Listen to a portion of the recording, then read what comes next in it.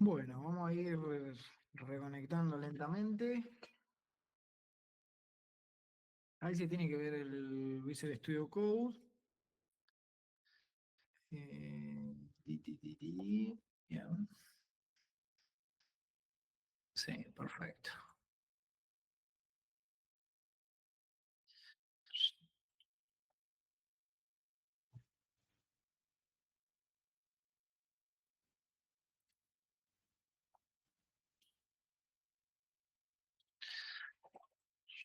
Sí.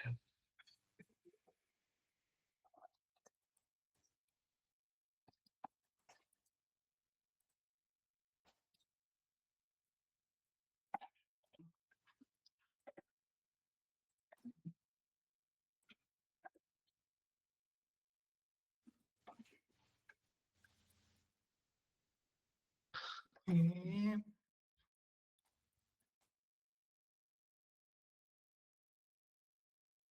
listo.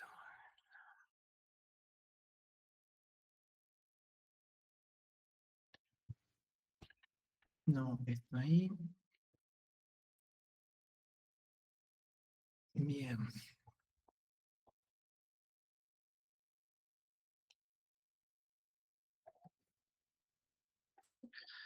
Poner esto lo vamos a minimizar por ahora.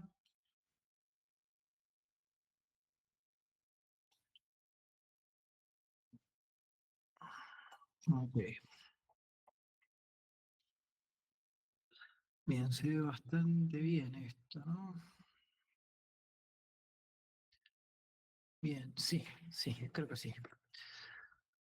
Ok, bueno, para los que no lo conocen, el entorno que están viendo se llama Visual Studio Code, es bastante conocido, así que si alguien no llega a entender algo, ahora en un ratito cuando termino de mostrarles un poco lo básico, eh, me avisan, ¿sí? Voy a abrir algunas preguntas después de mostrarles algunas cosas básicas. Voy a abrir a preguntas, cosa de que podamos hacer un poquito de ida y vuelta. Porfa, usen la manito ahí en el chat, así yo puedo de alguna forma ir dándole, ¿cómo es? Caudal incremental a las preguntas que salgan. Si es que tienen alguna, si no tienen ninguna, no pasa nada. ¿Sí? Lo que quiero mostrarles a continuación es, bueno, esto es el entorno de programación. Estoy en una carpeta, en un proyecto que está completamente vacío, ¿sí? No tiene absolutamente nada, ¿sí? ¿Se ve bien el tamaño de la letra? ¿Eso está bien? ¿O se ve muy chiquito? ¿Sí? Bien, excelente. Listo. Se ve bien. Bien. Cualquier cosa, ¿cómo es? Eh, tire, ¿Cómo es? Tírenme algún mensaje o algo ahí. Yo espero verlo. Entonces, vamos de vuelta entonces al Visual Studio Code, ¿sí? Este Copilot del que yo les estaba hablando viene en forma de chat, que es básicamente la forma en la que hemos consumido la inteligencia artificial, ¿no? Es básicamente un software con el cual yo me puedo comunicar, ¿sí?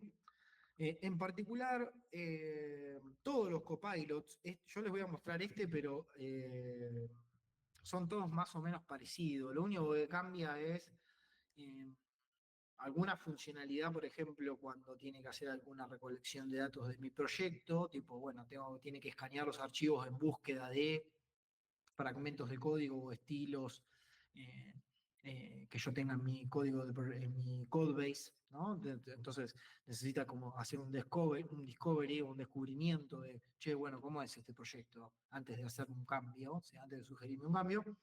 Entonces algunos tienen cambios en ese nivel, pero después en términos generales funcionan todos iguales. ¿Sí? La anatomía básica que tiene, por lo menos los copilots que hay hoy por hoy, van a tener un historial de todas las charlas que fueron teniendo. ¿Sí? ¿Por qué? Porque ustedes van a ir trabajando en las distintas funcionalidades de forma separada. ¿Sí? No necesitan tener un solo chat gigante, eh, sino que lo que pueden ir haciendo es trabajando en distintas features ¿sí? O requerimientos que tengan, pueden ir trabajando de forma incremental. Entonces, acá van a tener el historial, como les dije. Acá en este caso tiene un más para ir creando nuevas charlas. No estoy diciendo nada loco por ahora, ¿sí? Acá en las settings van a encontrar varias opciones, ¿sí? Prompt files, instructions, toolsets, modes, MCP servers, bueno, un montón de cosas.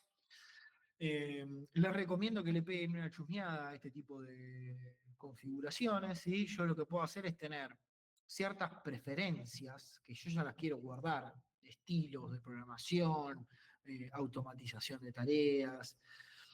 Hay un montón de cosas que yo puedo hacer de forma repetitiva. La automatización de tareas es en lenguaje natural, o sea, este comando sirve para tal cosa, listo. No es que hay una cosa, no hay código, no hay programación, no hay nada. La programación ahora es nuestro lenguaje, ¿sí? Los prompts son pedidos recurrentes, puede ser, por ejemplo, formateame el código, puede ser un requerimiento, verificar, haceme un core review y criticámelo, puede ser otro prompt, ¿sí? Y pues yo le puedo poner en la revisión, en ese prompt, en ese texto, le puedo poner, che, quiero que me lo revise de esta forma, aquella otra. Ahora vamos a ver si hacemos algunas cosas. Y este Generate Instructions sirve cuando vos ya tenés un proyecto. ¿Sí? Yo abro un código, ponele, no sé, estuvieron trabajando en una página web o en un proyecto de su propia empresa, ¿sí? O de la empresa para la cual trabajan y dicen, che, quiero ver a ver qué onda, qué puede inferir este copilot de el sistema en el que yo estoy abriendo el código, ¿no? Entonces, yo acá no tengo una carpeta que está vacía, ¿sí? Pero es a propósito para que no me aparezca nada en particular del proyecto, ¿sí? Bien, entonces pueden generar las instrucciones que son configuraciones específicas del copilot como para que el tipo entienda mucho mejor la forma en la que ustedes desarrollan eh, dentro de ese proyecto en particular. Bien, entonces, acá me aparece el famoso contexto que les decía antes. Obviamente no tengo nada en el contexto porque no tengo archivo, no tengo nada, ¿sí? Es un proyecto vacío. Eh, Básicamente el contexto, ¿qué son? Es archivos de texto, ¿sí? Puede ser imágenes también. En algunos casos depende el modelo de lenguaje que utilicemos, ¿sí? Puede ser que tenga soporte para imágenes o no. Eh, y lo que tiene de interesante, acá tiene un montón de iconitos, le podemos hablar, le podemos decir, che, quiero hacer una aplicación de tal cosa, ¿sí? Fíjense que tiene un comando asociado que es el command I, en este caso. Yo porque tengo Mac, pero si tienen Windows creo que es Control, el reemplazo. Acá aparecen unas cosas que, bueno, en este caso va a desaparecer porque no tengo nada configurado, pero en estas herramientas tengo eh, qué herramientas tiene el Copilot, ¿sí? Entonces, el tipo, ¿qué puede hacer? Puede hacer diff de archivos, puede buscar fragmentos de código que sean relevantes, puede editar archivos, puede buscar dentro de las extensiones que tiene el entorno de programación, puede bajar, dice, puede, ¿cómo es? Descargar contenido de páginas web, si yo le paso la URL, puede buscar archivos que sean test, ¿sí? Tiene cosas de GitHub también. Bueno, y acá van a ver que tiene un montón de cosas. Run notebooks, esto si cuando se bajen ¿cómo es que se llama? Cuando se bajen el Visual Studio Code y quieran ejecutar el código que después vamos a ver, van a poder ejecutar los notebooks, que son básicamente pequeños programas interactivos.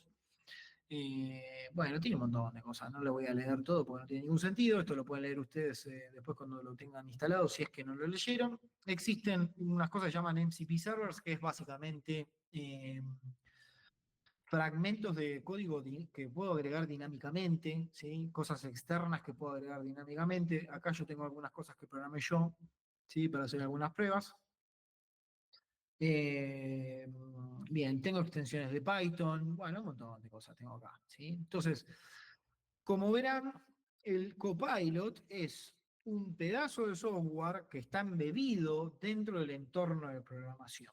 Entonces, el contexto, ¿sí? Este sería el prompt, ¿sí? Acá yo le voy a decir, che, quiero que me hagas, créame o vamos a decirle, crea una función que sume dos números.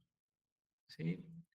Fíjense que yo acá estoy haciendo lo que no tenemos que hacer, que es, el prompt no tiene contexto, es un proyecto que está completamente vacío, no tiene nada, no tiene ni un archivo, tiene, o sea que el Copilot no puede, o sea, está en la lona, no sabe nada, pero porque no hay ningún proyecto creado, ¿sí?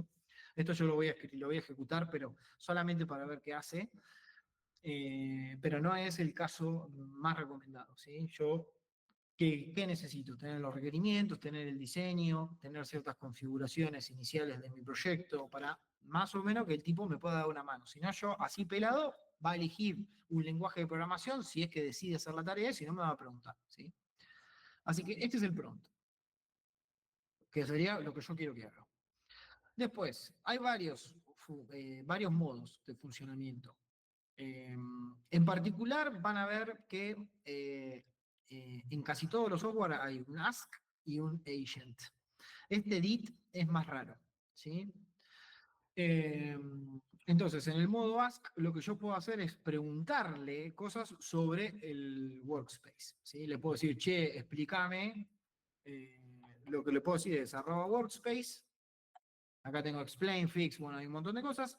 Yo acá le pongo y le puedo decir en qué lenguaje de programación está desarrollado este proyecto. Obviamente que no hay nada, ¿sí? Así que no sé ni lo que me va a devolver, ¿sí? Pero fíjense que lo que dice es el tipo, che, collecting workspace information. Entonces, fíjense que cuando yo le pregunto algo, arrobando a este @workspace, ¿sí? Este @workspace es básicamente como si fuera un tipo de agente en particular, ¿sí? Al cual yo le puedo hacer preguntas sobre el código. Entonces, imagínense que ustedes abren un proyecto que tienen programado y le dicen @workspace, explícame cómo está armado este proyecto. Y el tipo se encarga de escanear los archivos por ustedes y darles información de la estructura base, ¿sí? En este caso, obviamente, como no hay nada, me dice, che, discúlpame, pero no te puedo responder porque no tenés mucho definido. Che, ayúdame un poquito, me dice. Entonces, bueno, listo.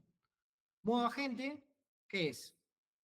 Dijimos, teníamos el Copilot, que era un software que hacía una tarea específica y que necesitaba cierta asistencia, ¿sí? Como por ejemplo, el Ask es un Copilot específico, ¿sí? Porque yo le puedo preguntar y el tipo solamente responde cosas que me explica del código fuente, pero en el modo agente ya tiene cierta autonomía, ¿sí? Me olvidé de decirles, acá al lado aparecen los modelos, ¿sí? Los modelos son básicamente estos componentes de software que pueden ser de distintas empresas. Casi todos los copilots que hay hoy en el mercado te permiten cambiar el modelo, ¿sí? Acá tengo unos GPT, acá está Cloud, Gemini, que es el de Google. Podría tener más modelos. Yo no tengo justo el paquete más pro para desarrollar con Visual Studio Code. Pero lo interesante de acá es, para programación anda muy bien Cloud por sobre GPT. Pero hay personas que están más acostumbradas a programar con GPT, entonces utilizan mucho más ese, ¿sí? Yo normalmente cuando programo utilizo Cloud. Si utilizan Cloud Code no te deja cambiar el modelo porque es un proyecto propio de los mismos creadores de Cloud, ¿sí? Así que generalmente lo van a usar en Agent Mode y ustedes lo que le van a pedir es, che, ok, quiero que hagas tal cosa, ¿sí? Entonces, lo inicial que yo les recomiendo que hagan es, bueno, si yo tengo que arrancar de cero, arranco y me hago un spec.md, ¿sí? MD es el formato Markdown. Este formato de texto lo pueden encontrar documentado por todos lados, ¿sí? Se llama Markdown Specification, como ponen, ya que estamos. Fíjense que ya automáticamente yo no tengo que hacer nada. El tipo ya se da cuenta como le puse spec al archivo y le puse specification. This document outline the specification of the Markdown format. ¿Sí? O sea que automáticamente entiende que yo voy a especificar el formato de Markdown. Entonces, con el poquito contexto que tiene, fíjense que ya automáticamente me está acompañando, me está sugiriendo algo de forma automática, ¿sí? Esto es el Copilot específicamente. Incluso lo que hace es darme alternativas, ¿sí? Me tira cuatro posibles. Fíjense que la cuarta que me está mostrando es tremendo. Esto me dice syntax, Tuki, me documenta la sintaxis del formato, me la explica, ¿sí? Y hasta me tira una conclusión. Esto es espectacular, de forma instantánea. Me tira cuatro diferentes opciones, yo puedo elegir la que quiero, puedo aceptarlo o puedo aceptar de una palabra, ¿sí? Esta es la forma en la que vamos a ir laburando con un copilot, que es, bueno, listo, voy a hacer mi programa, que va a ser un programa de matemática, vamos a hacer una calculadora, ¿sí? Entonces, calculator spec, no voy a hacer mucho trabajo acá porque no quiero que nos aburramos, ¿sí? Entonces, quiero hacer una calculadora, le voy a decir mi requerimiento, normalmente van a tener algún tipo de sintaxis, supongamos que es requerimiento uno. Fíjense que automáticamente Tuki, the calculator must support basic arithmetic operations, addition, subtraction, multiplication and division. Dale, sí me sirve, listo, ya está. Entonces, yo ya tengo un requerimiento ahí. Entonces, volviendo como hilvanando con toda la charla que tuvimos hasta ahora, ¿sí? Este es el requerimiento. Acá es donde yo tengo que arrancar, hablando, o sea, definiendo qué es lo que yo quiero. El próximo paso que tengo que hacer, si quiero desarrollar con un copilot de forma inteligente, es, fíjense que el archivo ya está en el contexto, ¿sí? Ya está incluido en el chat. Entonces, voy a abrir otro nuevo chat para así no se me mezcla la información, ¿sí? Y les voy a decir, por ejemplo, esto lo pueden escribir en español o o en inglés. Yo normalmente utilizo en inglés porque está mucho más entrenado en inglés, pero en español también funciona. Eh, please check what is missing on my spec to create a small calculator. ¿Sí? Entonces, yo lo que le estoy diciendo al tipo es, eh, agarrá mi especificación, ¿sí? Fíjense que lo que hace es, lee el documento, ¿sí? ¿Qué significa leer el documento? ¿Sí? Yo estoy haciendo un intercambio como si fuera el chat de ChatGPT. Entonces, lo que está haciendo es enviando ese texto a, a el lugar donde está Cloud Sonnet 4 deployado, ¿sí? Hay algún servidor en alguna parte, ¿sí? No lo está mandando directo ahí, sino que lo manda a los servidores de GitHub primero. Después de los servidores de GitHub, ellos rutean ese contenido a los servidores de Cloud Sonnet o lo rutean a el deployment que ellos tienen de GPT 4.o o 4.1, ¿sí? Entonces, esto está documentado en la documentación de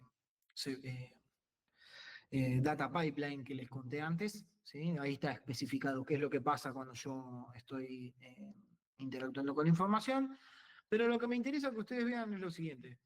Yo le digo, che, verifica mi especificación, ¿sí? Esto sería lo más saludable de hacer al principio, no es, che, hacerme un código y tirarle ahí y después iterar el requerimiento.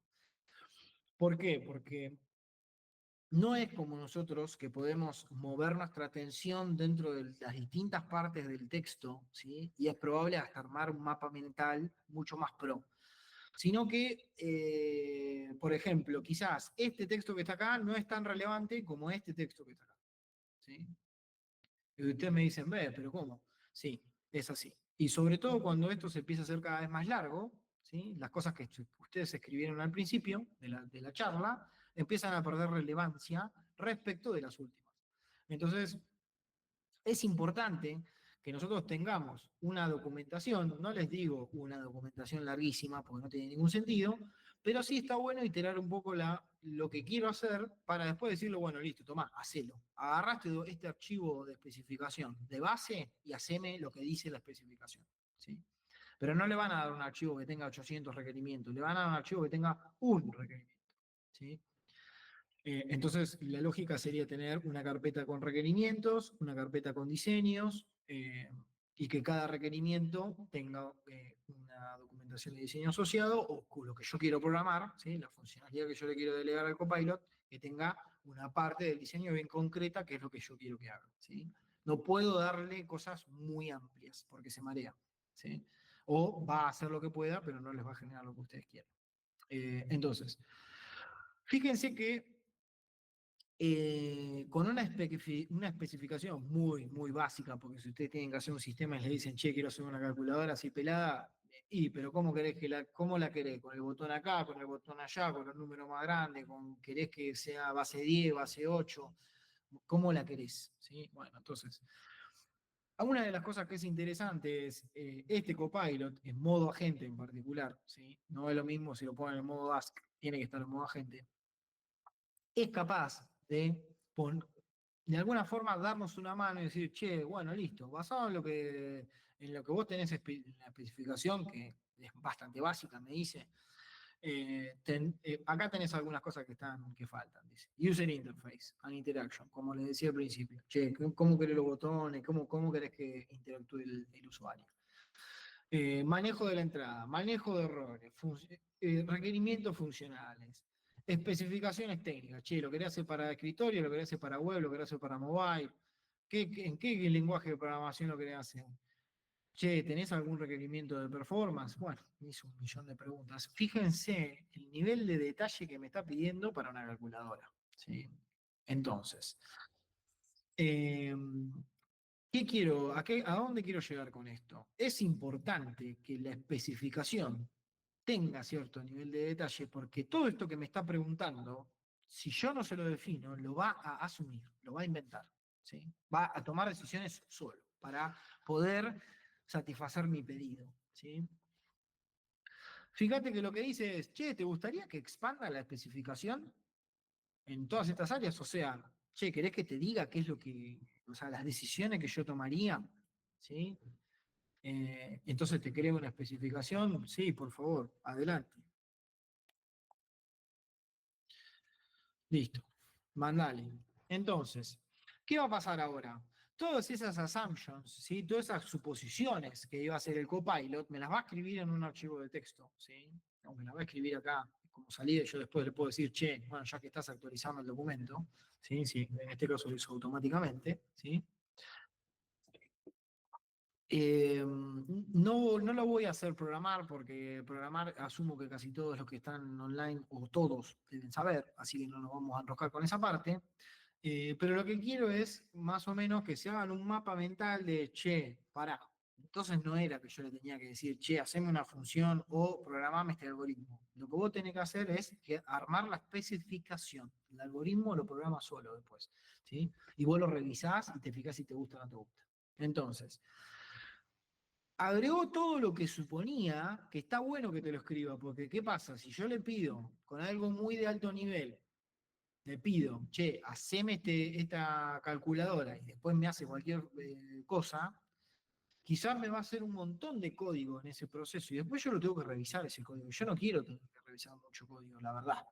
Porque quiero que la cosa sea más o menos dinámica, sea rápido, ¿sí? Que está el driver y el navigator. Entonces, como nos vamos a estar intercambiando estos roles, como somos dos programadores ahora, ¿sí? Algunas veces voy a programar yo y le voy a pedir que me revise el código y otras veces va a programar Copilot y yo le voy a revisar el código. El tema es que si Copilot se copa programando, yo me voy a tener que revisar como 50 archivos capaz. Entonces hay que ser astutos al momento de la interacción con este bicho que es capaz de programar rápido, no quiere decir que sea con calidad, pero es capaz de programar bastante rápido. Entonces, listo, me armó los requerimientos. Les dije, che, hay que ir haciendo la tarea de forma incremental. Fíjense que yo tengo un keep o un undo. Entonces, yo acá puedo seguir preguntándole y diciéndole, che, fíjate que te equivocaste en tal lado o lo que sea, o le puedo decir, ok, listo, keep. Lo quiero a esto. Esto que vos hiciste me parece que está bien. Listo. Si ustedes dejan esta charla y ese keep lo dejan para más adelante, no van a poder ir para atrás en el tiempo. ¿Sí? Mi recomendación cuando usen cosas de este calibre es iteran un rato acá y cuando ya está listo, usan Git y comitean. ¿Sí? Y ponen, hasta incluso le pueden decir, che, créame hacer un commit, procede con el commit de los cambios y ponerle un nombre, un mensaje lindo, porque vos no lo querés programar, no querés tipear el comando y lo va a hacer, ¿sí? Entonces, ahora ¿cómo es? Me expuso todo lo que iba a suponer. Así que yo le escribí un texto chiquitito y fíjense la cantidad de cosas que se destilaron. Entonces, esto lo que va a hacer es que el tipo, o sea, el copilot, cuando yo le dé la tarea, haga esto que está escrito y no invente. No se va a salir de estos requerimientos que están. Entonces, les dije antes, che, pero está bueno que utilicemos Spec Driven Development, o sea, la especificación la acabamos de construir, ¿sí? Supongamos que la leímos y todo, cosa que no es verdad, pero no importa, ¿sí? Ahora que tenemos la especificación, ¿qué le podemos decir? ¿Qué nos falta? ¿Sí? Porque esto es una especificación, pero no tiene cuestiones técnicas, o sea, hay cosas que faltan definir, ¿no? Ni el lenguaje de programación está. Pero bueno, hay una suerte de especificación en términos de funcionalidad. Entonces, eh, vamos a programar en Python, ¿sí? Entonces, le voy a decir, ok, I would like to make the program in Python, but first lay out the project. ¿Sí? Entonces, che, bueno, creemos la estructura del proyecto, ¿no? A ver qué hace. Vamos a ver. La especificación ya la tiene. ¿Sí? Fíjense que la especificación está yendo acompañada de mi pedido. ¿Sí? Entonces, el contexto que el copilot está teniendo es toda mi interacción de usuario, cómo voy tipeando acá, cómo voy abriendo acá, si selecciono texto o no selecciono texto. El tipo recibe esa información. Pero fíjense que es lo interesante. ¿Sí? Yo estoy haciendo el scaffolding o la base inicial de mi proyecto, pidiéndole, che, bueno, ahora quiero que hagas el layout. Ya tiene una base de requerimientos de base. Y eso es importante. ¿Por qué? Fíjense que ya me creó una carpeta calculator, me creó una carpeta docs, una carpeta test, está creando algunos archivos que van a estar vacíos, ¿sí? Entonces lo que me dice es, déjame que te ayudo a crear la estructura del proyecto para tu calculadora. Te voy a crear un proyecto bien organizado con las mejores prácticas de Python. Perfecto, listo, me encantó. Listo, lo dejamos trabajar. Fíjense que esto empieza a trabajar y empieza a tomar cierto nivel de autonomía, ¿sí? Entonces, si esta autonomía que yo le estoy otorgando al copilot la usa mal, esto está gastando plata ahora, ¿sí? Entonces, es importante que el copilot tenga ya restringido qué es lo que tiene que hacer, ¿sí? Lo voy a dejar un ratito más a ver qué hace, ¿sí? Solamente para chusmear, a ver qué fue lo que hizo, ¿sí? Una de las cosas que podría haber hecho es decirle, che, solamente crea la estructura básica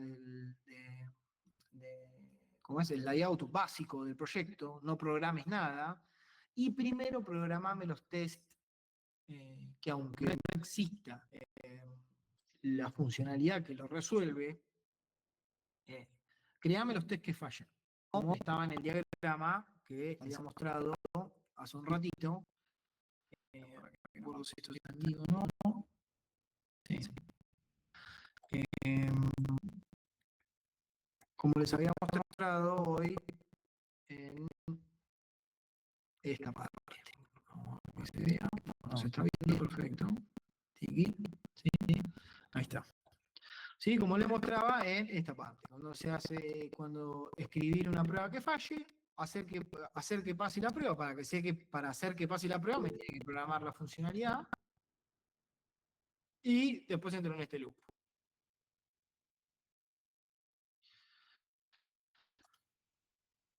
Bien, esto sigue trabajando, ¿sí? Fíjense que tarda un rato en ponerse a laburar, ¿sí? Pero va a hacer lo mejor que pueda, ¿sí? Lo que me interesa a mí más que nada es mostrarles a ustedes que es bastante autónomo el modo agente. Entonces, el problema que tiene esto es no le puedo dar para hacer algo tan grande. ¿Sí? Esto que yo hice es el contraejemplo. No tienen que hacer esto que está haciendo. ¿Por qué?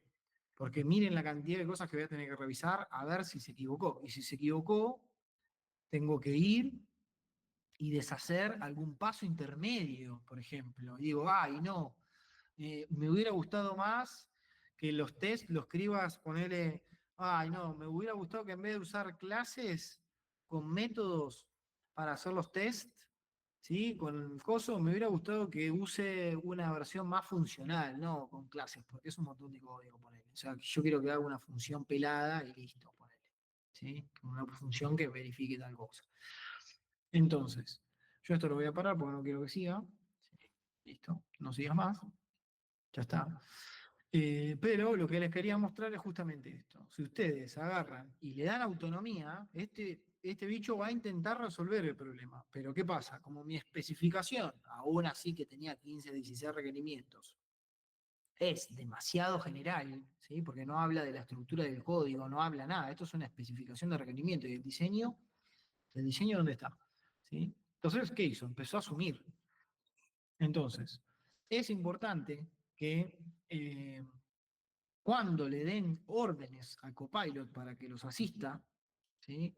Que no sean órdenes que sean demasiado generales, ¿sí? Porque si son demasiado generales, empieza este proceso que es infinito. O sea, esto en algún momento termina, obviamente, pero me está gastando créditos, ¿sí? Porque ¿qué hace?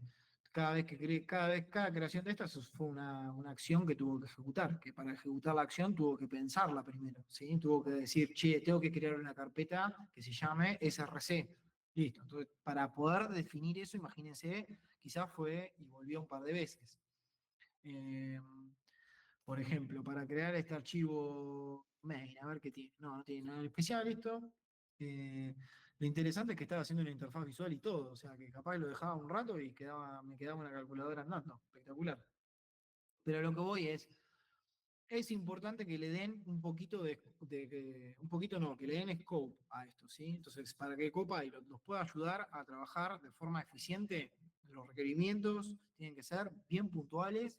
Che, quiero que hagas esto y preferentemente, si tienen los archivos abiertos, los archivos que estén relacionados con lo que ustedes quieren modificar abiertos, esos archivos automáticamente van a ser agregados al contexto, que es este de acá, ¿sí? Ustedes lo ven así visualmente. Ahora todos estos 15 archivos que están cambiados también son parte del contexto, ¿sí? O sea que vayan imaginándose que toda esa información en parte se filtra, pero casi gran volumen de esa info sale de mi computadora, va hasta los servidores para que vuelva una respuesta acorde a los cambios que yo quiera hacer, ¿sí? Entonces, les quería mostrar un poquito, tipo, como para que se hagan una idea de las cosas que no tienen que hacer, ¿sí? Y que no se les funda la tarjeta de crédito, si lo van a usar, aunque la versión gratis no le va a pedir nada, ¿sí? Así que, en general, lo que les quería mostrar es esto. ¿Qué más? ¿Qué más? ¿Qué más? Hay una parte más que me parece muy interesante a mí, que es el arroba terminal, ¿sí? Que es, che, quiero hacer algo en la consola. Por ejemplo, no sé, how to initialize the Git repository.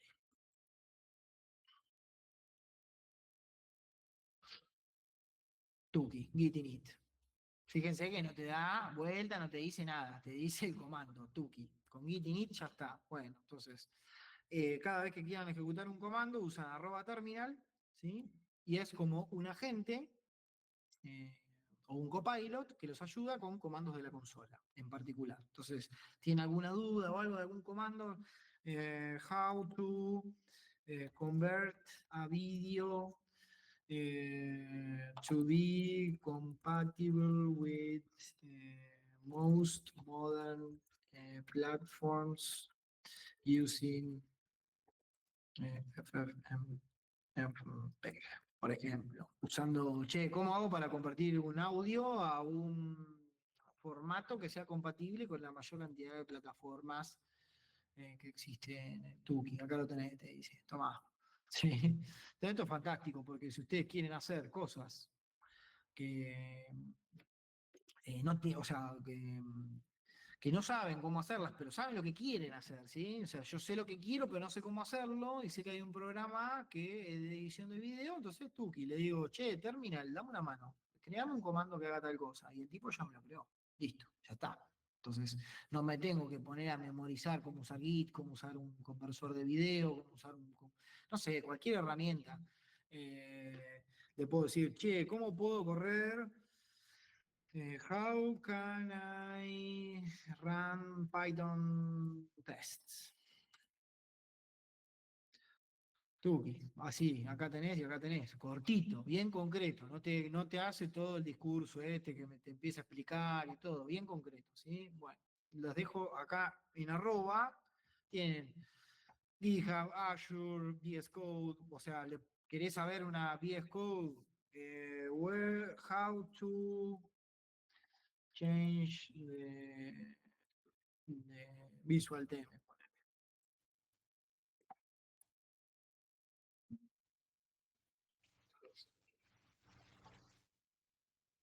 Entonces, le puedo hacer preguntas sobre el entorno de programación, si quieres, ¿sí? Entonces, ¿querés cambiar el color theme? Bueno, acá tenés, apretale acá, Command K, Command T, ¿sí? O acá tenés, Showing Command, o sea, puedo ir ahí y me abre la opción acá arriba, o sea, con el arroba tengo como varios agentes de distintos sabores para elegir con algunos comandos extra, ¿sí? Así que esto lo pueden explorar después tranquilos, ¿sí? Bien, listo. Voy a terminar acá, porque si no se hace muy largo. Pero en particular la estructura, ¿sí? Va a ser esta. Cuando lo configuren van a tener acá el loguito del copilot que les va a decir, che, cuántas requests hicieron, eh, bueno, un poquito de estadísticas respecto a la configuración del copilot. Así que si no lo tienen configurado, cuando configuren la versión free, acá van a tener un poco de información al respecto. ¿Sí? Bien, listo. Vamos a. Les doy un par de ida y vueltas si alguien tiene una pregunta, si no sigo con el resto de la presentación. Si quieren pueden chatearla la pregunta, no hay ningún problema. Sí, alguna consulta, algo que quieran preguntar hasta acá o cómo venimos.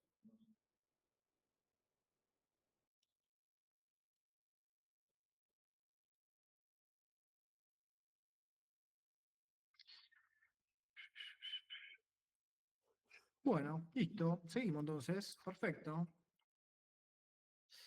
Me falta. Bien, excelente. Si es muy embole también pueden decirlo, ¿eh? Me gusta que trabajemos porque imagínense que nos vamos a cruzar un par de miércoles. Entonces está bueno que no se duerman, ¿viste? Si dice, che, Facu, fue un embole esto o lo que sea, feedback más que bienvenido. Así hacemos las cosas más agradables para todos, ¿sí? Que sea algo que ustedes le puedan sacar provecho, ya que nosotros ya el tema ya lo sabemos. Bien, listo. Entonces, Test Drive and Development, tuki tuki, esto ya está. Consejos prácticos ya se los di. Ya vimos Copilot en acción, así que ahora vamos a ir directo. VS Code, te fuiste. Transición, ahí está, espectacular. Vamos a ir a charlar un poquito de los embeddings. ¿Qué es lo que, ¿Qué está pasando atrás de todo esto, no? Porque es muy mágico todo, ¿sí? O sea, si yo lo veo, es un chat, el cual yo le estoy escribiendo, el tipo ya ahora puede programar, se copa y se pone a programar como cuando recién habíamos arrancado a programar, que teníamos una ganas tremenda de programar, y programábamos hasta las 5 de la mañana. Eh, entonces, ¿qué es lo que está pasando atrás? ¿Sí? Bueno, resulta que la base de funcionamiento de todos estos modelos de lenguaje son lo que se le llaman tokens. ¿Sí? Los tokens son parte de este proceso que se llama embeddings, en realidad. ¿Sí? Son como un paso inicial. ¿Sí? Yo agarro todos estos modelos de lenguaje, obviamente que para poder interactuar con nosotros, lo que está pasando es que están haciendo un montón de cuentas matemáticas, ¿sí? Aunque no parezca, eh, todos estos modelos de lenguaje lo que están haciendo es un millón de cuentas para poder generar todo ese texto que tenga cierto nivel de lógica para nosotros. Entonces, ¿qué son los embeddings? Si yo tengo, como está en el dibujito acá, ¿sí? Yo tengo una imagen, ¿sí? O tengo un texto, yo lo que necesito es poder transformar ese tipo de datos, ¿sí? Que son todos tipos de datos binarios. Desde que trabajamos con la computadora, todo es binario, pero tienen distintas estructuras, ¿no? Una imagen tiene, más allá de que sea binario, el almacenamiento final, tiene una estructura esa información en la que está representada la imagen. Lo mismo pasa con el texto, lo mismo pasa con el audio, ¿sí? O sea, hay un patrón que si yo pudiera mirar esa estructura binaria desde lejos, ¿sí? Podría ver esos patrones si tuviera la posibilidad. Entonces, los embeddings es la solución que inventamos antes de empezar a trabajar con los modelos de lenguaje para poder representar de forma vectorial o como un set de números. Supongamos que yo quiero representar esta imagen de 1024 por 1024, ¿sí? La quiero representar y que tenga la información de, che, tiene un árbol con un tronquito marrón, es verde, tiene un fondo celeste, tiene unas nubes. O sea, yo quiero que esa información quede impresa en estos números que están acá, ¿sí? Entonces, ¿qué necesito? Necesito una pieza de software, ¿sí? Que lo que haga es, sea capaz de transformar esta imagen en esto, ¿sí? Y acá le puse un vector de dimensiones. ¿Por qué? Porque estos vectores pueden tener 1000 elementos, 1500 elementos. Es bastante común, ¿sí? Más o menos esas son las dimensiones con las que estamos trabajando. Entonces, ¿qué significa? El componente este que está acá, que es el Embedding Model, por eso es EM, ¿sí? Lo que me permite hacer es transformar un tipo de datos que para nosotros seres humanos es fácil de entender en algo que sea fácil de entender para un modelo de inteligencia artificial, ¿sí? ¿Qué es lo que entienden los modelos de inteligencia artificial? Números, un montón de números, ¿sí? Pero lo que necesitan es que ese montón de números venga todo junto, no puede mandarle un pedazo, o sea, no puedo mandarle un 10, después mandarle un 3, después mandarle un 50 y que el tipo entienda. Tengo que mandarle todos los datos juntos, ¿sí? Para hacerlo más claro, cuando yo estaba chateándole al Copilot, ese texto en algún punto era igual que este Hello World, en vez de ser un Hello World, era un texto mucho más largo, ¿no? Porque era el pedido que yo puse al principio, que era, che, creame una calculadora, después tenía la especificación, después tenía lo que siguió y así sucesivamente. Entonces, todo ese texto se hace como un papiro, imagínense, algo largo, que entra en el embedding model si se convierte en uno o varios vectores, ¿sí? No necesariamente tiene que ser uno solo. Eh, entonces, estos embedding models son modelos de redes neuronales. No me voy a meter adentro de ese modelo porque nosotros lo vamos a utilizar. Ya están entrenados, ya todo esto ya es una investigación que ya fue resuelta por empresas que tuvieron mucho más dinero y tiempo que nosotros, ¿sí? Entonces, lo que vamos a acordar a partir de ahora es que yo tengo una caja negra, ¿sí? Que es el embedding model, que lo que me permite hacer es pasar un tipo de dato, ya sea una imagen, un audio, un texto, lo que sea, y me lo va a convertir en un vector de X cantidad de elementos, ¿sí? Pues imagínense lo que es un arreglo de números, ¿sí? Yo le puse números enteros, pero normalmente, si después en la práctica observan, estos números van a ir entre -1 y 1, ¿sí? No son números decimales. Es un error que cometí yo cuando hice la presentación. Así que, este tipo de información que yo tengo acá, yo le dije, che, dentro de este vector que está acá, está expresado que tiene un árbol, que tiene una nube. ¿Qué significa? Que lo que está imprimiendo en ese conjunto de números es la semántica de la información. No es solamente un conjunto binario de números dispuesto de forma aleatoria, es una representación semántica de la información que está acá. O sea, este vector me está describiendo esta imagen. Este vector que está acá me está describiendo este texto en particular. ¿Qué significa? Que si yo le cambio la imagen, este vector va a ser distinto. Lo mismo si le cambio el texto, va a ser un vector distinto. ¿Sí? Entonces, esta magia que yo les estoy mostrando acá, que es fantástico, se utiliza ¿para qué? Para algo que se llama eh, similitud del coseno. ¿Sí? Que, sin ir más lejos, si yo tengo vectores que tienen un montón de números, ¿sí?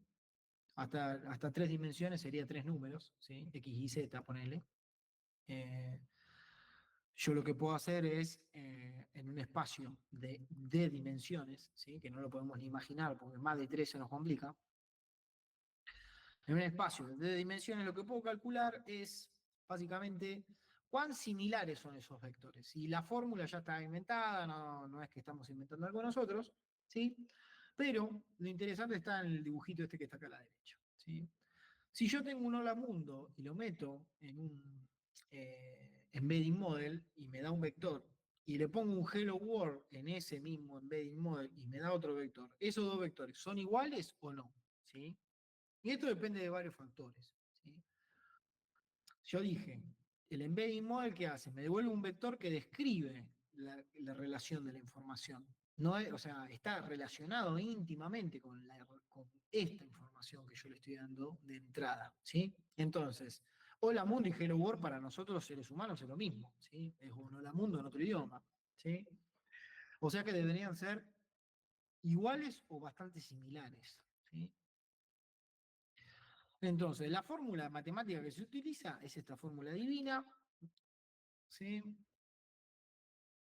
Esa fórmula lo que nos dice es, che, si yo tengo un vector y tengo otro vector, acá me faltó ponerle B1, B2, ¿sí? Pero son los vectores que teníamos antes, esos forman un ángulo, ¿sí? Si el ángulo es menor de 90, son más o menos parecidos, ¿sí? Y cuanto menor es el ángulo, más parecidos son. Si tiene 90 grados ese ángulo, me dice, che, no tiene nada que ver. Y si tiene 180 grados ese ángulo, me dice, son completamente opuestos, ¿sí? Esta fórmula matemática es para vectores de todas las dimensiones que ustedes quieran. No tiene que ser de 3. Funciona para n dimensiones. Entonces, lo que tenemos que empezar a tratar de familiarizarnos nosotros mentalmente, ¿sí? Y capaz para los que nunca trabajaron con más de 3 dimensiones, este momento puede llegar a ser terrible.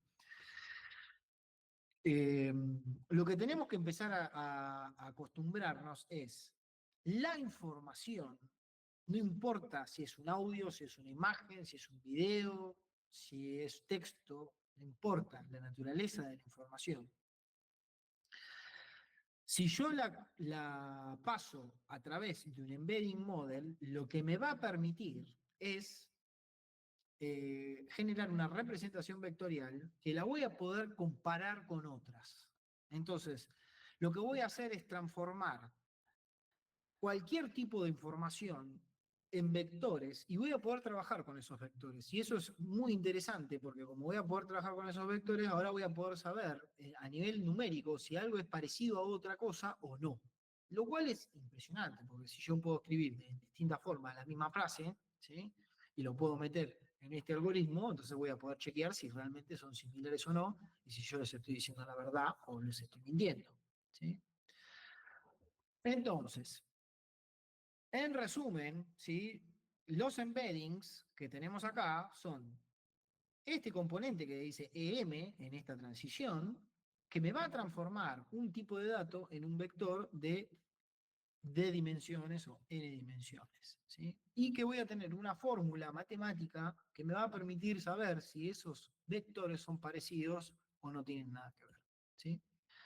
Si quieren aprender un poco más de los embeddings, ¿sí? Porque hay alguno, probablemente entre nosotros hay alguno que diga, che, esto es demasiada magia, les dejo acá el tokenizer, que es la primera fase del procesamiento, ¿sí? Del texto, se pasa a números y de esos números se pasa después a través del embedding model, ¿sí? Todo eso es bastante transparente para nosotros. Les dejo un poquito qué son los vector embeddings, también para que lean un poco más, si quieren. Y lo que vamos a hacer ahora es mirar un pequeño fragmento de código que les armé, que les va a quedar a ustedes disponible, para que experimenten y vean a ver si, si esta magia que les mostré antes funciona o no funciona, ¿no? O sea, che, es posta esto de que yo meto texto en un software que me da un vector y ese vector después lo puedo chequear, o sea, ¿es similar o no? Bueno, eso se los voy a dejar, eh, ¿cómo es? De tarea para ustedes. Solamente lo que voy a hacer es mostrarles rápidamente.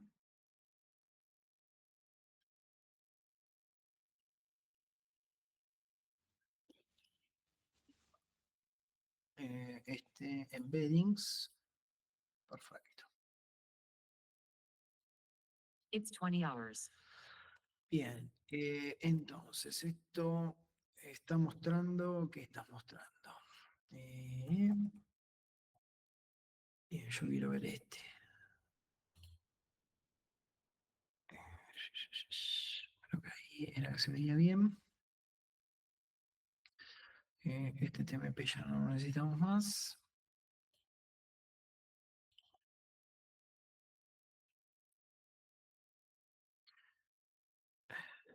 Se quedó clavado ahí.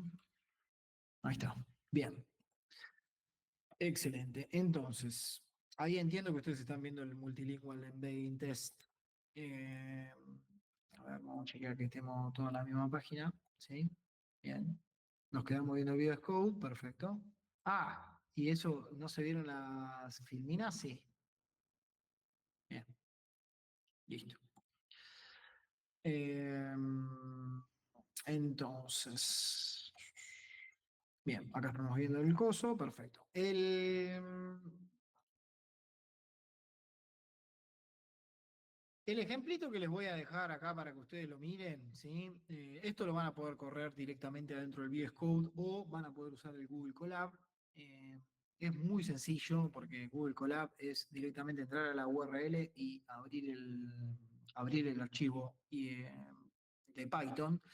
Básicamente estos notebooks lo que les permiten hacer es ir ejecutando paso a paso las distintas secuencias, ¿sí? Entonces, en este primer paso lo que hace es instalar las dependencias, ¿sí? Esto ya está programado, acá hay un par de librerías que hacen cosas específicas que ustedes se van a tomar el trabajo después ver exactamente para qué sirve cada una. Lo importante sería, este Sentence Transformer lo que hace es de Embedding Model, como les mostraba en el grafiquito anterior, y en Cosine Similarity, ¿sí? Va a ser la similitud entre dos vectores. No me voy a poner a mostrarles todo, acá ustedes van a tener, che, este es parecido a esto es parecido a esto, y les hice algunas pruebas como para que incentivarlos a que hagan ustedes algunas pruebas con el código, ¿sí? Fíjense que empecé a jugar con la mayúscula, a ver si era lo mismo, ¿sí? Escribirlo con mayúscula, con minúscula, alternando, diciendo hello o hola a todos, que es casi lo mismo, ¿sí? Y el código lo que hace es, che, creame el vector para cada una de las frases, ¿no? O sea, creame el vector para esta frase, creame el vector para esta frase, calculá la similitud, ¿sí? Esto es una cuestión de que te devuelve, o sea, por la forma en la que funcionan estas cosas, que son siempre matrices, ¿sí? Entonces van a haber indexaciones así de este calibre, pero bueno, saliendo de las cuestiones técnicas, lo que es importante es, che, la primera frase, dame el vector. La segunda frase, dame el vector. Calculame la similitud y metelo dentro de un arreglo, ¿sí? O sea, y después lo que hace el código es, bueno, te muestra acá los valores, ¿sí? Y te hace un grafiquito como para que ustedes vean a partir de un umbral si las frases son parecidas o no, ¿sí? Entonces, ¿cuál es el plan? En algún momento ustedes van a correr esto y se van a fijar por ustedes mismos, ¿sí?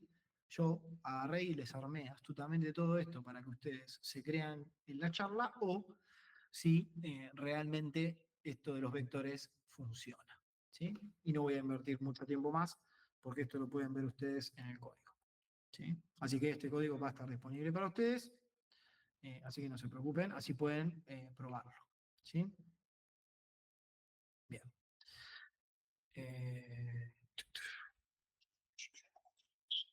Bien. Seguimos. Bien, entramos en el último tema de hoy, ¿sí? Que es búsqueda semántica.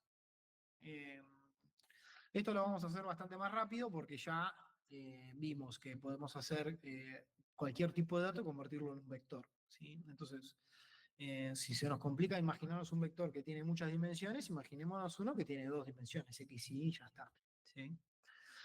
Como sucede en este caso. Entonces, nosotros estamos acostumbrados a guardar información, ¿sí? La información puede estar guardada en distintas estructuras de datos. Puede ser clave-valor, ¿no? Que yo tengo una clave, un número 10, y el 10 corresponde con un dato. Después lo que puedo tener es claves que apuntan a documentos, ¿sí? También, ¿sí? Porque puede ser, bueno, esta clave apunta a este documento, ¿sí? Porque este documento tiene alguna propiedad en particular que me es relevante, ¿sí? Por ejemplo, tiene la palabra hola, ¿sí? Y tiene la palabra ¿qué tal? Hola mundo, ponele, y tiene las dos palabras, entonces este archivo es referenciado por estas dos claves. También puede ser que tenga estructuras de grafos en la información, ¿sí? Que me sea útil para poder particionar la búsqueda y que sea mucho más eficiente. Pero ahora que estuvimos viendo los vectores, si los bajamos a dos dimensiones, entonces podemos empezar a pensar que podemos buscar como alrededor la información, ¿no? Porque si yo tengo una imagen que tiene un vector que tiene números, supongamos que la imagen es esto, ¿sí? Yo puedo empezar a buscar alrededor. Che, ¿qué hay alrededor de esa imagen? ¿Sí? Lo puedo hacer manual o lo puedo hacer programáticamente. ¿Sí? ¿Cómo lo hago? Y creo los vectores y me fijo por similaridad y ya está. ¿Sí? Como les había mostrado hace un ratito en el código de ejemplo.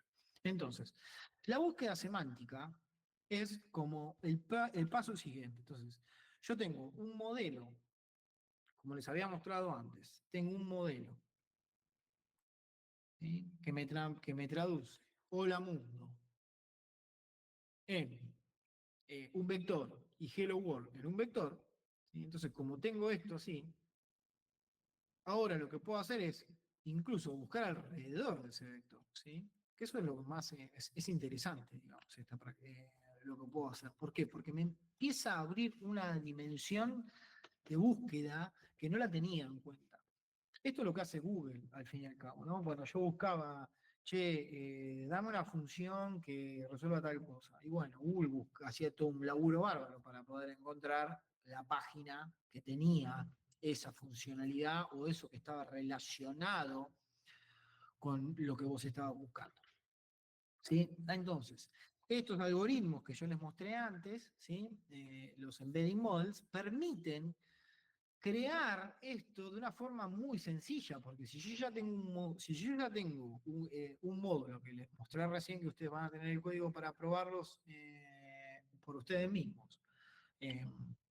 Si yo ya les mostré que hay un módulo que ya me hace eso, entonces está al alcance de la mano de ustedes poder hacerlo para cualquier proyecto que a ustedes les ocurra. ¿Sí? Entonces, ¿cómo funciona esto?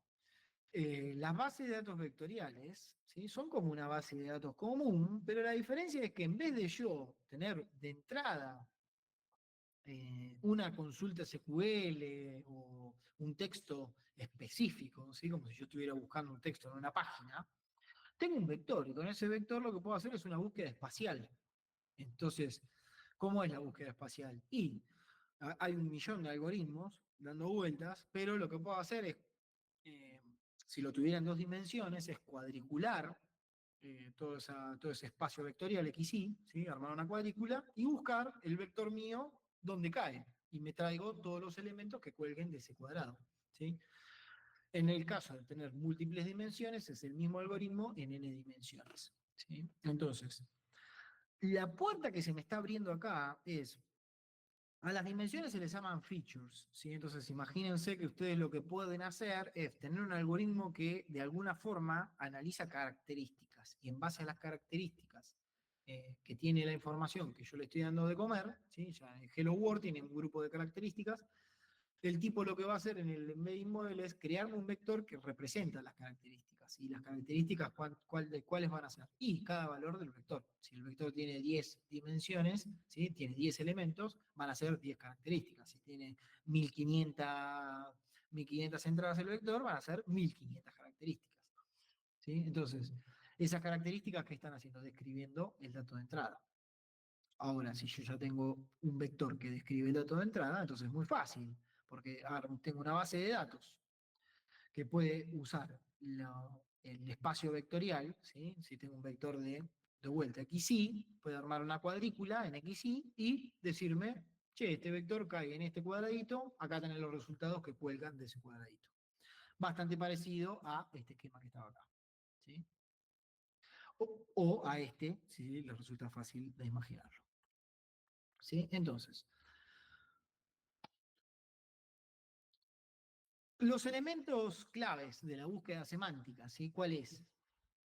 Vamos a tener el embedding model como un elemento clave, obviamente, ¿sí? Este muchacho que está en rosita acá, que dice embedding model, que es una cosa mágica, ¿sí? Me crea la representación vectorial, ¿sí? Ahora, es importante entender que esto que está acá, ¿sí? Que me genera un vector,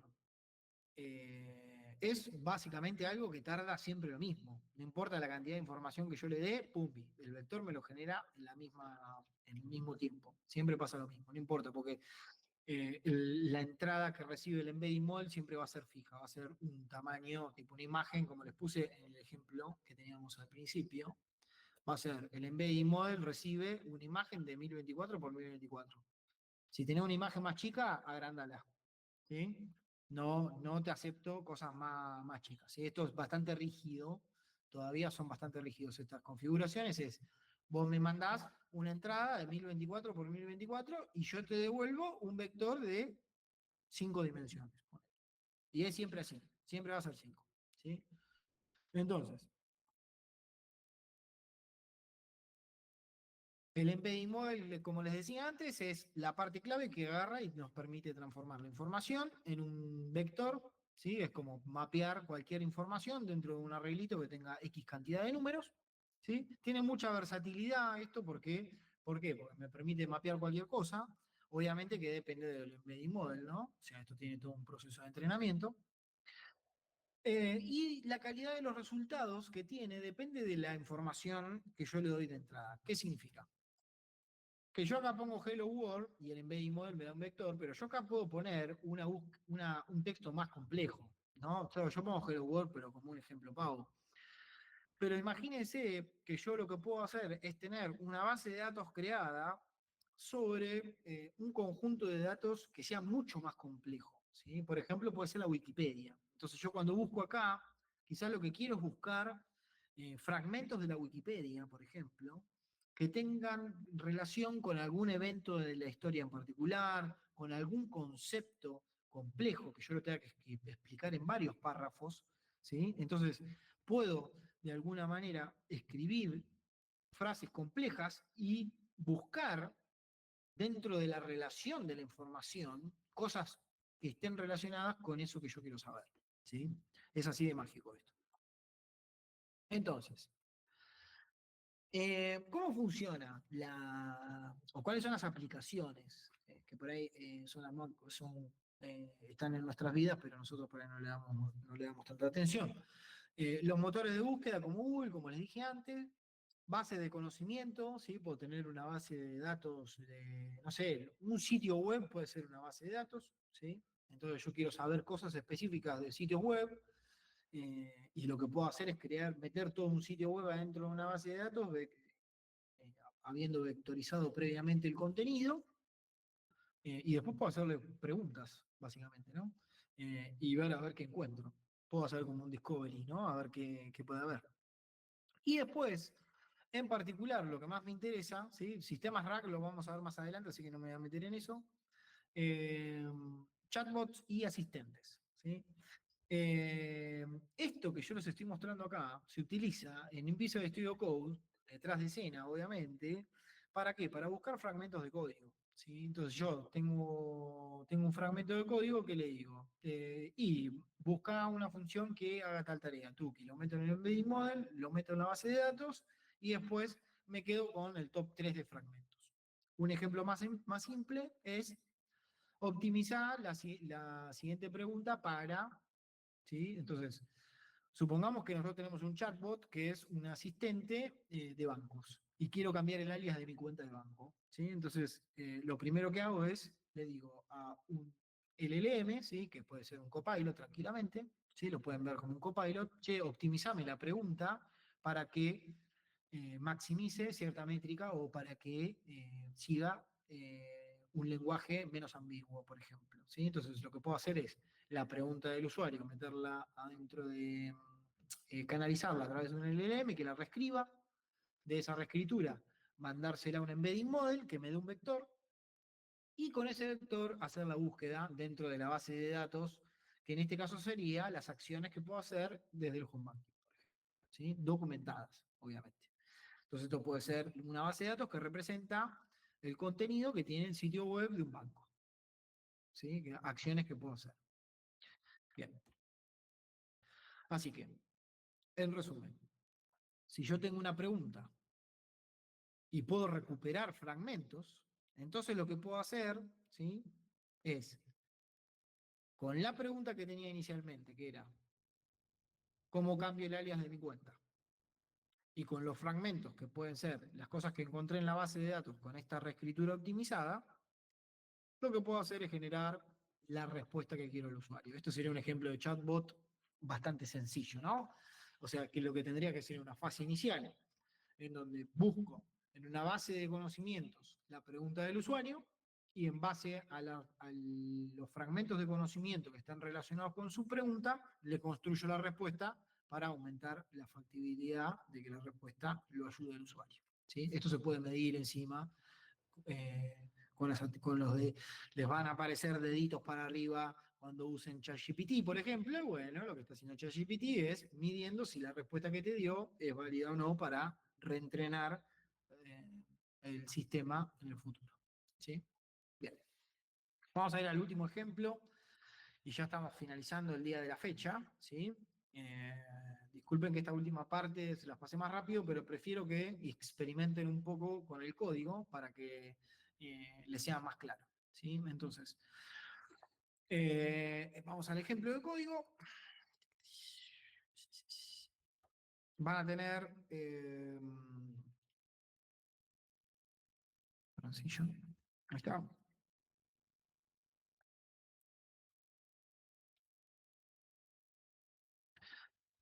Bien, perfecto. Búsqueda semántica usando ChromaDB. ChromaDB es una base de datos. ChromaDB es una base de datos que crea estos índices sobre vectores y demás, como les decía antes, ¿sí? Obviamente que hay que crearlos a los vectores primero, ¿sí? Entonces es como proceso de crear un índice sobre información. Les voy a dejar ya el código andando en Notebook.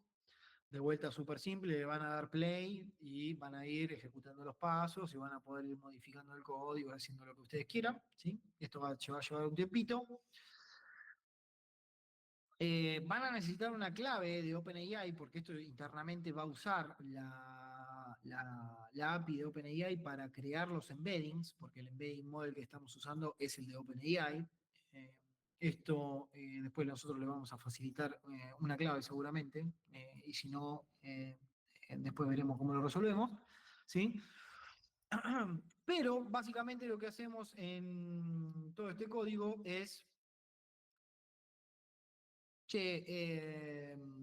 lo que yo hice fue prepararles un JSON que tiene películas, ¿sí? ¿Sí? Esto se ve bastante feo, a ver si lo puedo formatear aunque sea. No, y no va a querer formatearlo porque es muy grande el archivo. Bueno, no importa. Tiene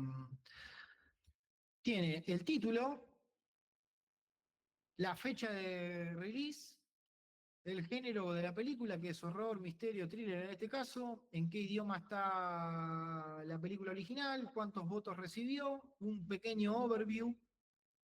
Y después lo que viene es el embedding, que es un arreglo gigante de números, que no tiene mucho sentido mirarlo, pero que representa la información del field que se llama combine, en este caso, este de acá. ¿Sí? Este de acá, que es una combinación del título de la película con la descripción. ¿Sí? Entonces, con eso se arma un texto que describe al título de la película, ¿sí? Y sobre eso se arma el embedding, que es este arreglito, que es ese vector que yo les contaba antes, ¿sí? Entonces, este código lo que hace es muy sencillo y la idea es que lo ejecuten y lo prueben y se diviertan cambiándolo y agregándole más información, etcétera. Lo que va a hacer es, ustedes le van a dar un dataset en un JSON, esto puede ser cualquier cosa, puede ser un servicio, puede ser la salida de un programa, lo que sea. ChromaDB es el directorio que les va a crear, ¿sí? Con la base de datos, que termina siendo una base de datos SQLite, es un SQL pelado con un índice para trabajar con espacios vectoriales. No es complejo, literal, no es complejo, aunque les parezca que sí. ¿Sí? Entonces lo que hace el código que les voy a facilitar es cargar el dataset adentro, ¿sí? De la... ¿cómo es? Crear... ¿cómo es cargar los datos adentro de Chroma, que es la base de datos? ¿Sí? Acá le hace una preview de los 3 primeros elementos, pero creo que les puse 10 películas. Después les pueden agregar más si quieren. Se inicializa la base de datos, ¿sí? Creando un cliente, que esto lo que hace es crear esa carpetita que yo tengo acá, que no está versionada a propósito para que ustedes la puedan crear por ustedes mismos. Y una vez que se crea la colección, lo que les permite hacer más adelante, que es la parte interesante, es, bueno, definamos una función que puede buscar sobre la colección de películas, ¿sí? Acá está la query, donde está el texto, cuántos resultados quiero, algunos metadatos que vienen y demás, que esto lo van a poder aprender, lo van a poder mirar tranquilos. Y una función que básicamente agarra el resultado de la consulta que yo hice y me los imprime, ¿sí? Entonces, yo le voy a dar run all, porque ya tengo cargada la base de datos, ¿sí? Entonces, estos pasos los va a hacer rápido. Acá hay algunas consultas de prueba. Dentro de las consultas de prueba busca películas que sean relacionadas con Superhero Adventure, películas de horror, películas que sean de fantasía o action trailers, ¿sí? Entonces, esto lo que hace es hacer la búsqueda, ¿sí? Ejecuta la query y me muestra los resultados. Los resultados están acá abajo, ¿sí? Para Super Hero Adventure encontró estas 3. Para Horror Movie encontró estas. Bueno, y acá me dice, che, la salida es muy larga, entonces, eh, ¿cómo es? Si la quiero ver completa, tengo que apretar ahí para ver todos los resultados, ¿sí? Pero ahí están las películas con la información y demás. Lo interesante es que la búsqueda que va a ejecutar este código es semántica. ¿Qué significa? Que van a poder poner lo que ustedes quieran, ¿sí? Acá les dejé un ejemplito para que ustedes le den play, ¿sí? Y digan, no sé, quiero ver películas de 1981.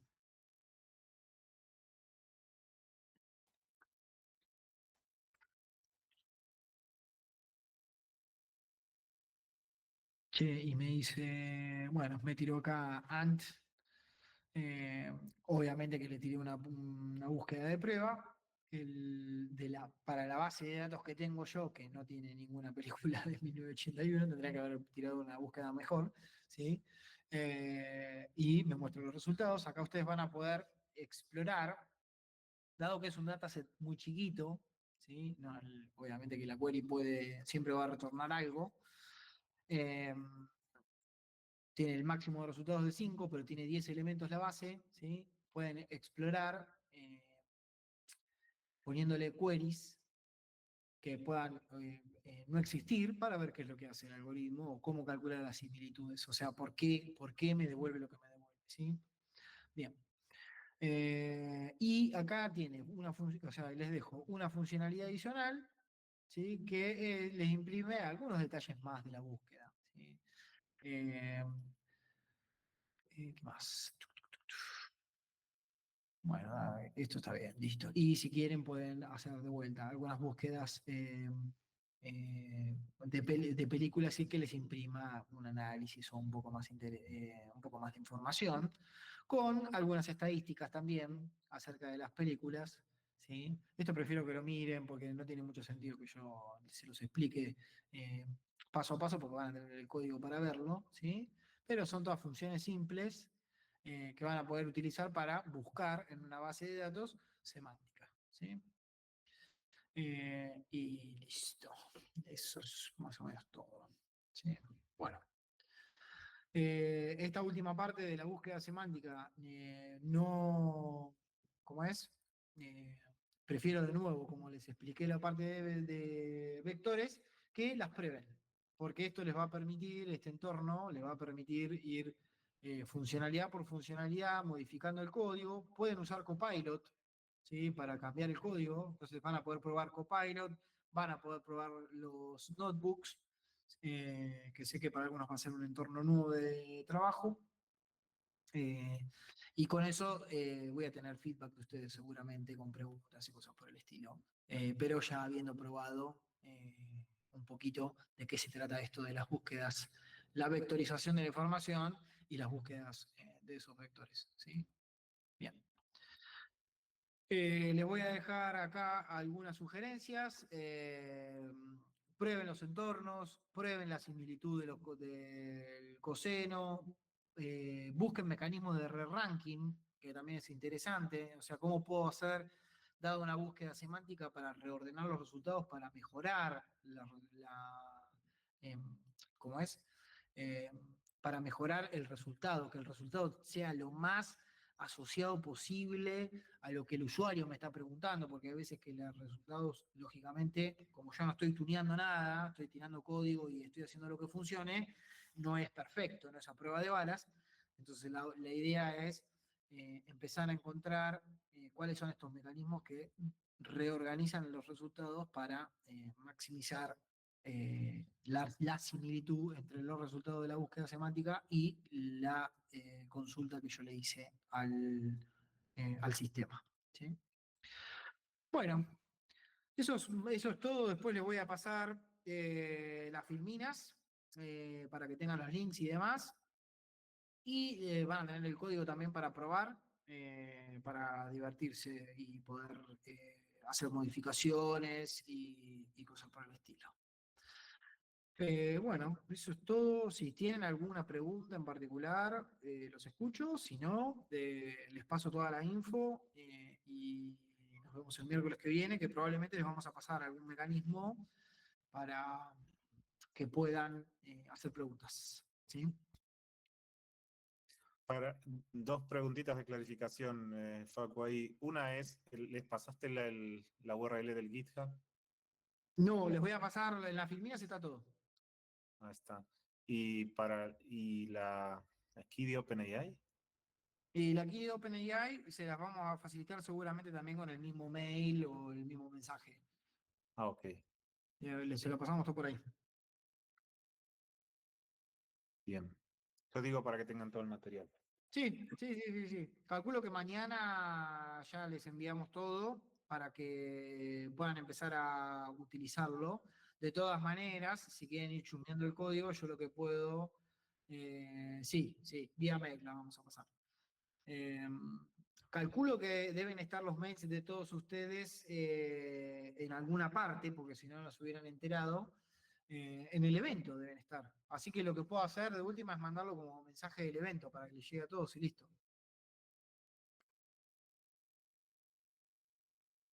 ¿No? ¿Sí? Bueno, estamos entonces, gente. Muchas gracias por haber asistido en este primer día. Cualquier cosa, como les decía, están los mails de Andrés y mío, si quieren enviar feedback o cosas que no se entiendan, siéntanse libres. Si no, de todas maneras, vamos a mandar seguramente algún tipo de formulario para que ustedes puedan, ¿cómo es? Enviar preguntas, sugerencias o cositas para que podamos seguir mejorando esto los próximos miércoles. Sí, o sea, hay como dos tracks en paralelo en esto. O sea, una es que usen herramientas de IA generativa para desarrollar, que es lo que habló Facu como cierre, ¿no? Lo que habló Facu y seguramente me echemos algo más sobre Visual Studio Code, cómo usar GitHub Copilot como una herramienta de productividad para acelerar nuestros ciclos de desarrollo, nuestros ciclos de prueba y de experimentación programando. Ese es un track, ¿sí? Eso es como Para desarrollar tenemos que hacer eso, ¿sí? La segunda parte es más cómo me meto un poco más de lleno en LLMs y agentes. Entonces, todo esto de que habló Facu de la búsqueda vectorial y las bases de datos vectoriales son como building blocks cuando uno dice, ¿se entiende? No quiero el LLM para desarrollar. Bueno, eso es una parte de mi vida. Si la otra parte es quiero aprender yo a hacer aplicaciones con agentes, con LLMs, hablar con LLMs, engancharlo en mi código, si ese es el segundo track. Por eso, por más que lo dimos así bien separado, pero digo, solo para hacer como cierre de ese punto, vamos a seguir profundizando un poco más sobre esto de búsqueda semántica y bases vectoriales que nos lleva al concepto de RAG la semana que viene. Listo, espectacular. Bueno, gente, muchas gracias por haber estado y haberse sumado este primer día. Como todo, el primer día por ahí es un poco más difícil, así que ya para el próximo estoy seguro que va a ser mucho más dinámico todo el trabajo porque estamos en pleno proceso de aprendizaje. Así que bueno, muchas gracias.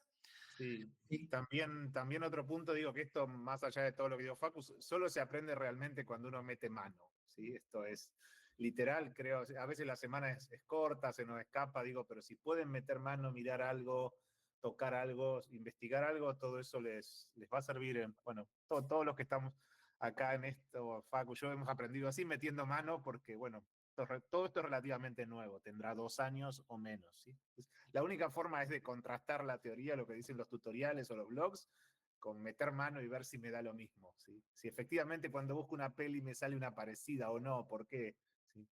En fin, solo mensaje de cierre. No quiero ser pesado. listo, bueno, damos por cerrado el primer miércoles y